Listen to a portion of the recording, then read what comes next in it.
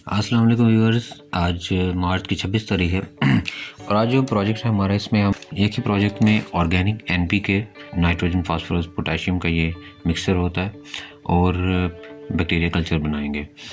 तो नॉर्मली आपको यूट्यूब पर इससे मुख्तलिफ जो वीडियोस मिलेंगी उसमें वो गाय का गोबर यूज़ करते हैं। गाय का गोबर हर किसी के एक्सेस में नहीं होता, ज़रूरी नहीं जो चीज़ बताई जाए लकीर के फ़कीर की तरह उसी को आप फॉलो करें। तो हम इसमें यूज़ करेंगे गोट ड्रॉपिंग्स, यानी बकरियां वगैरह लोगों ने घरों में रखी होती हैं। गाय तो बहुत कम लोग रखते हैं, बकरियां फिर भी अक्सर आपको किसी न किसी मोहल्ले में मिल ही जाएंगी। तो गोट ड्रॉपिंग्स जो है हम यूज़ करेंगे इसमें। ये आप देख रहे हैं प्लास्टिक इस कंटेनर में,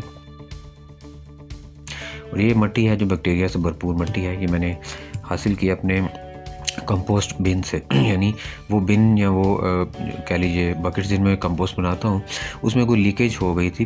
तो उस लीकेज से ये जो फलों सब्जियों के छिलके जो थे उनसे कोई लिक्विड सा डार्क कलर का निकला, तो उसमें मैंने मिट्टी शामिल कर ली। ऑब्वियसली वो बैक्टीरिया से भरपूर एक लिक्विड था। अब पुराना गुड़ जो पूरे सियालकोट की गुड़ मंडी से मुझे नहीं मिला, तो मैंने वो चीज़ जिससे गुड़ बनता है यानी गन्ने का रस, वो इसमें यूज़ कर लिया।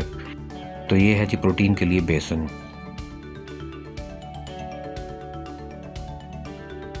तो प्लास्टिक की ये बॉटल आप देख रहे हैं जी, इसको हम यूज़ करेंगे ओपनिंग से इसको थोड़ा काट कर।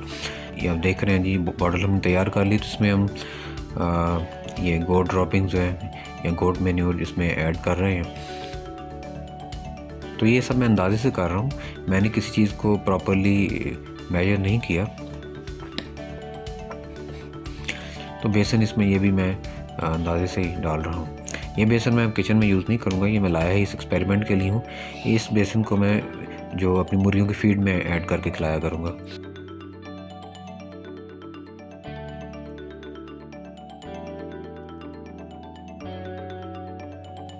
तो ये अब गन्ने का रस इसमें हम डाल रहे हैं।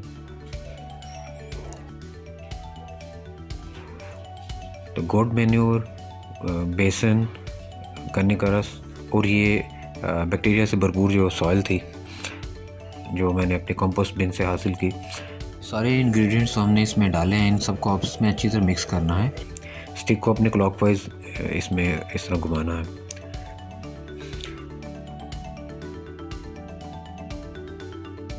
इसके ऊपर एक साफ़ कपड़े के ज़रिए इसका मुंह या इसकी ओपनिंग जो इसको बंद कर देंगे और 4 दिन के लिए इसको रखेंगे हम।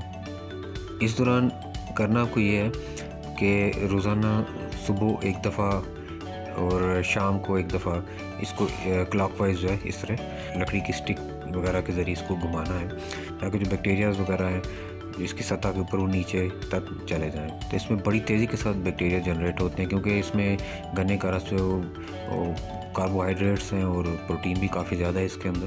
तो बैक्टीरिया इसको खा के बड़ी तेज़ी से बढ़ते हैं।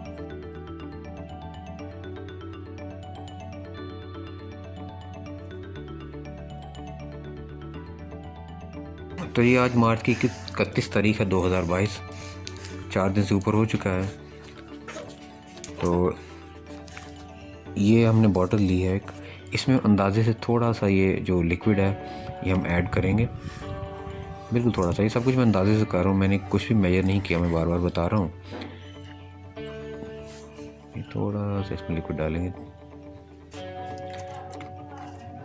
अब इसमें हम पानी डाल लेंगे। ये असल में 1.5 लीटर की बॉटल है, इसमें मैंने पानी डाल लिया। तो पानी डालने के बाद थोड़ा सा मज़ीद मैंने इसमें ये महलूल डाला है, और इसको अपने जो पौधे वगैरह हैं मैं ये पानी उनमें डाल दूँगा। ये आप देख रहे हैं हरा प्याज है, कुछ पुदीना वगैरह, धनिया वगैरह लगाया हुआ। तो देखना यह कि वाकई ये जो ऑर्गेनिक एनपीके जो हम बना रहे हैं प्लस बैक्टीरिया कल्चर जो है वो काम करेगा। ये मेरे टमाटो के प्लांट्स हैं, ये भी टमाटो का प्लांट है। मेरे ख्याल से 2 महीने के अंदर इसका रिज़ल्ट पता चल जाएगा। तो ये कुछ हाली गमले और ग्रो बैग्स पड़े हैं, तो इसमें बाकी जो है वो लिक्विड डाल दूँगा, क्योंकि बाद में मैंने इनमें जो नई पनीर में बना रहा हूँ वो इसमें ट्रांसफ़र करनी है।